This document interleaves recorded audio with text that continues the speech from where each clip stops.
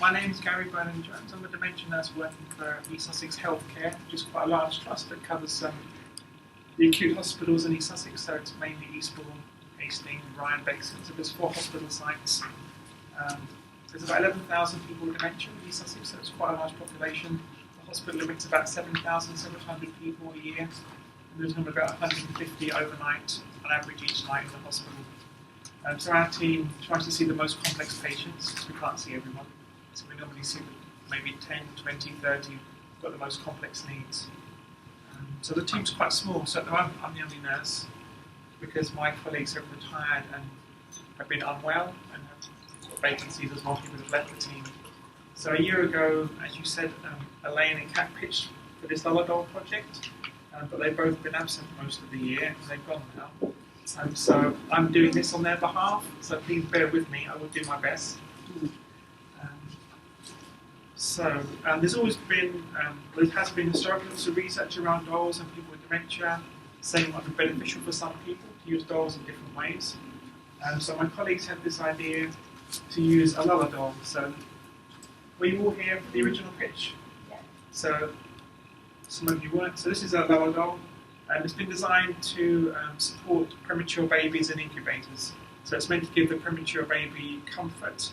And the key issue, or its key selling point, is if you want to pass it around, it's got a little speaker in the box inside, so it gives out the breathing sounds of a mother and the heartbeat, so what the baby would have heard in the womb. So in the incubator, there's some evidence that it gives the baby some well-being, or the baby's more relaxed, or thrives better if it can hear the mother's heartbeat and breathing. So if you want to listen, it's quite distinctive, so that's what makes this doll different to other dolls. So Elaine and Kat thought there might be some benefit to people with dementia in acute hospital settings, in terms of it may give them some reassurance, some well-being, it might help them to relax or to settle, or to help them sleep in hospital. So my colleagues' aim was to trial the use of Lulla dolls with people living with dementia who are distressed or unable to sleep whilst in hospital. So the idea was to have a trial which ran March to September. The money that was offered was used to, in theory, to purchase 3 more Lulla dolls, but the people that owned the company, when Elaine asked them, they gave the 3 dolls for free as part of the trial, which was nice of them. And the £5,000 was used to pay for an admin person 1 day a week for 6 months, or actually it's actually for a year. He's working with us till February. Elaine and her colleagues developed some procedures and a lot of paperwork to go along with this, to do it as like a mini research trial, and they promoted the project around the trust. So what went well? So there was initially some positive interest from trust staff. People were interested in the idea. Some were reluctant, but some thought, yeah, we can give this a go. It helps our patients. We're willing to try it. So it didn't go according to plan. So during the time, we didn't find any suitable patients for the trial. So some criteria were set out at the beginning, people that would be beneficial to include. So it needed to be patients that showed some interest in the doll. So people were offered the doll, didn't like it, didn't want it, didn't see any benefit to themselves. There were issues around staff were reluctant to take ownership of the doll, so the way the project was set up, the ward staff kind of signed responsibility for the doll, saying they'd buy and otherwise they got lost. And there was quite a lot of clunky paperwork, which again didn't help engagement, I don't think. Families were concerned about infantilization. Some said, oh, it's a doll, that's for kids, isn't it? My mum doesn't want to have a doll, and my father. Some didn't like the noises. Sounds a bit like Darth Vader, like that strange, heavy, husky breathing. And before the trial, one of the dolls got lost in the laundry system, which was a risk people identified at the outset, that if you would just take someone's bedding off the bed and the doll goes with it, then the doll gets lost in the laundry system. One of them came back and it was a bit smaller, and the sound didn't work. And yet unexpected staffing issues. So the team lead, Elaine, she retired, and she was off before that anyway. Kat also had periods of being unwell, and then changed jobs. So the team's very small for the amount of people we're trying to cover. We do a lot of education. We do education we train about 1,000 people a year. There's 6,000 staff in the trust that we try and work our way around. So between doing training, seeing patients, supporting families, there was less staff energy to try and push and promote this trial across the trust, unfortunately. So things we achieved or we experienced, so we identified the hospital might not be the best place to introduce this, because I guess the people our team is seeing tend to be the most complex, the most distressed people in hospital. The other 140 people with dementia in hospital who are settled and happy, we're not seeing those. We're only seeing the few that are most acutely unwell, that maybe come in very poorly, might be very delirious, might be very distressed. They might not be the best people to offer these to. We often see people come to hospital who bring their own items from home or from care homes, so they already have a pre-existing object that gives them some comfort or reassurance, and that's great. So maybe hospital isn't the best place to introduce something new when hospital itself is an unfamiliar environment. The hospital staff in the wards were not that keen to share responsibility. If we had a full staff team, it would have made it viable to try and spend time promoting this. And we could also have then been seeing more patients and then have more people to be offering this to. And the money that was paid for the admin guy for a year. So we used him for other initiatives. So he helped to roll out the butterfly scheme across the trust. He organised an annual dementia conference that we had 100 people come to. That was brilliant, and that took an awful lot of organising. And other things, helping the team out so we had more time for patient care, because we didn't previously have admin support. Learning for others, so we could have tried a smaller informal study first to see if this was likely to be useful in the hospital setting before pitching for this bid perhaps. And if we had more staffing resource and the people who led the project, if they had been around, it would have been easier to facilitate it across the trust and to promote it. So it's not such a big success story, so it's not quite as exciting as the last two people that spoke, so I apologise for that. And my colleagues didn't give me much to go on, so I pieced some of this together from what I knew of the project and bits that they'd emailed me before they left. So. Okay, brilliant. Thank you. Thank you, Gary.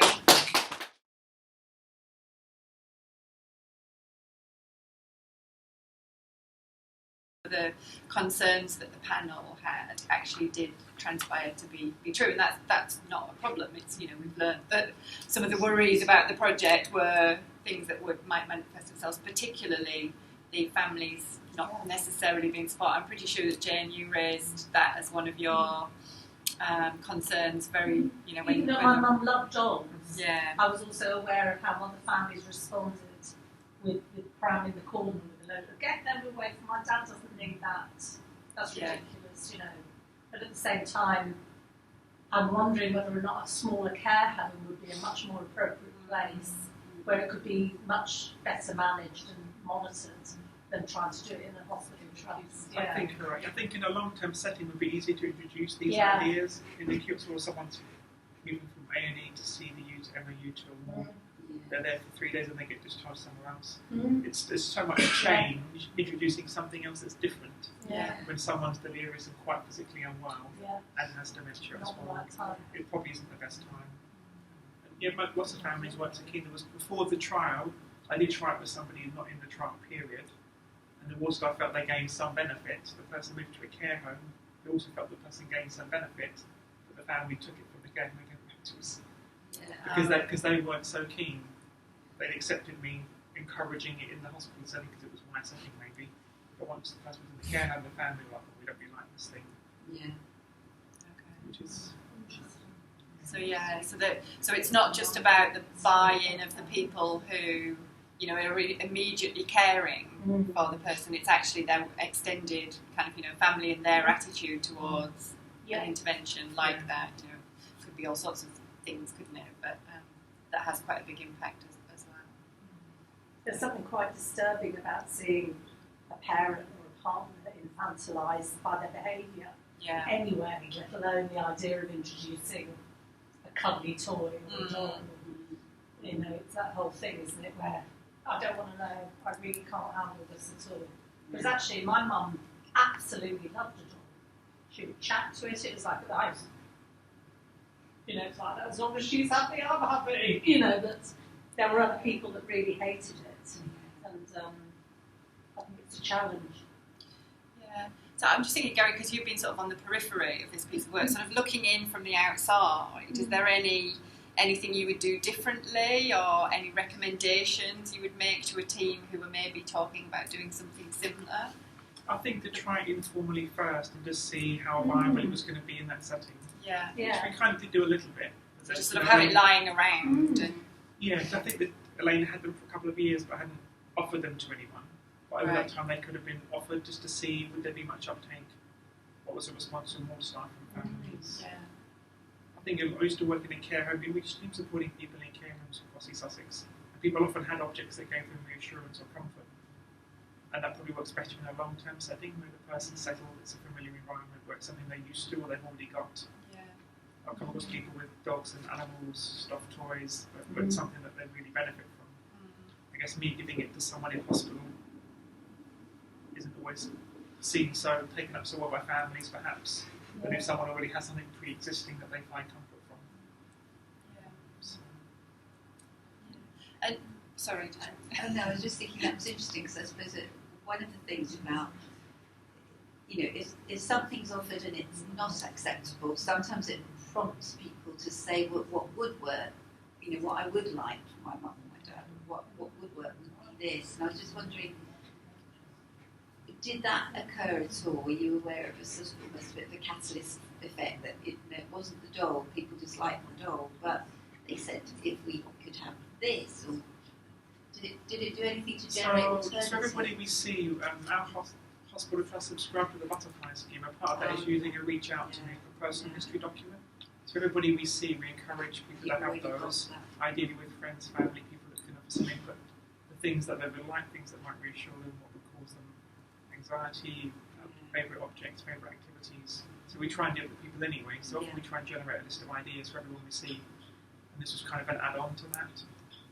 So we do try and be as person-centred as we can, find out a bit about the person's history, involve families and carers to bring things in that the person might benefit from. Yeah. And this was kind of an extra strategy that was offered. Yeah, has the company asked for any feedback? I don't know because I don't have access to Elaine's emails, so it's difficult to know. They haven't actually sort of known that Elaine said they're trying to search you out. Well, I think they gave them, when Elaine got the money to buy some more, they said they would give them for free. So I guess they'd probably like some feedback at some point. They're very expensive. They're about £50 each, but that's only, partly it's the computer chip and the speaker is what costs a bit more than a standard doll. So they're expensive-ish. I mean, we also thought about what happens if people have them in hospital, then they go somewhere else. How would you transfer that? So there are some very similar looking dolls that don't have the speaker that you can purchase on Amazon for about £10 to £15. Yeah, because with families, if it was successful with families, want to pay £50 for a doll. I don't know the person. That was an issue we talked about. If they want to take it home with them, what do you do then? Yeah, so it went to the care home initially, and then we were going to discuss well, do they want to keep it with the family to purchase something similar or not? But the family bought it back anyway within a few days. So I'm sorry. So what are you going to do with the dolls? One's lost in the laundry. Yeah, well, the one in the room got lost. We found it and it got shrunk, but we got it back. I guess we can keep them, and we've got some shelves, loads of resources we use for patients we see, so we've kept it for that purpose. But it might be quite rare we find someone who would benefit from this particular item. So we've kept them to something we can offer on our repertoire of things we could try with people. I think it's interesting, isn't it, because it sounds to me that a lot of attention was paid in the setup of the project to getting the kind of administrative side of the programme right, so I know that there was a lot of effort in protocols, making sure that, everybody knew what was happening, and maybe less attention was paid to kind of the staff buy-in and kind of making sure that people were interested and committed.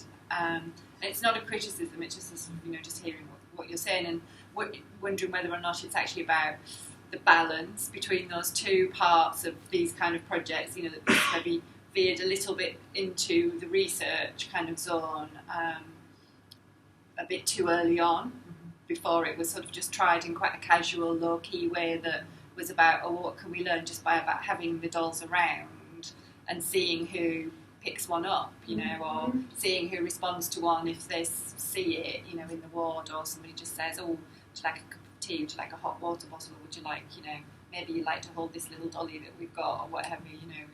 That a much more sort of casual intervention to start with would have been. That would have been a good idea. You know, and I know just we trial talked about for a that. period of time, just to see what the interest would be. And then what was learned from there. Yeah. Okay. Is there any other questions? Just an observation. Yeah. We use a lot of dog therapy in the inpatient, in my inpatient, which is a long-term care inpatient unit, and it works really well. An alternative, if there is a reason why the doll isn't working, although I've never come across a family, actually, since I've been there in 5 years, telling me, I don't like this, take it away, it's good. But we also have a cat that purrs as well. So that can be, you know, that would be an alternative. And there was a little bit of research done a while ago on a seal. You could buy a very expensive seal that you could also stroke and what was that. So we use quite a lot of it, and it's not necessarily just thinking of one particular resident. Actually, it's not just necessarily what it is; it's the fact that she's holding something. So although she has a doll and she has a teddy bear, sometimes she'll come out with a pillowcase. But to her, that pillowcase is really, really important. So she will sit and talk to the pillowcase, and she will, you know. So I think it's just an observation, really, but really interesting, because I've never had a family member say to me, "Oh no." I think because my inpatient unit tends to be for people with advanced dementia who are going on to the end of their life. Yeah. They have behavioural challenges as such. By the time they come to us, the families are like, anything that you can do would be fantastic. Yeah, I was quite shocked when I saw the level of resistance to it. Especially with the men. Yeah. That was the interesting thing. Couldn't handle it. Did you want to say something, Nick? Yeah, it was interesting. Harrow the seals, everything. That cost £5,000 for it. But anyway, there's, I mean, in the literature, they did a systematic review. They found that Harrow the seal compared to just a plush toy, there's no difference on outcomes. I think. So it's, you know, it's interesting what gets picked up and what gets taken forward before the evidence is established, I suppose. Yeah. Get the idea of stroking a seal. Well, we do that all the time, don't we? Just walk down Brighton Beach, pick a seal up. Okay. So any other questions for Gary? No. Should we just sort of move straight on and pick up Sam and Gary? Thank you. Yeah. Okay. Thank you very much.